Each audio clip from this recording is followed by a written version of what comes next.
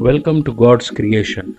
क्या आप जानते हैं गौरैया के आकार की एक खूबसूरत चिड़िया है जिसे स्वेलो या स्विफ्ट भी कहा जाता है। यह चिड़िया अपनी रफ्तार के लिए जानी जाती है।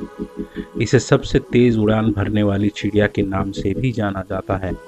यह पक्षी 40 घंटे बिना रुके उड़ सकती है।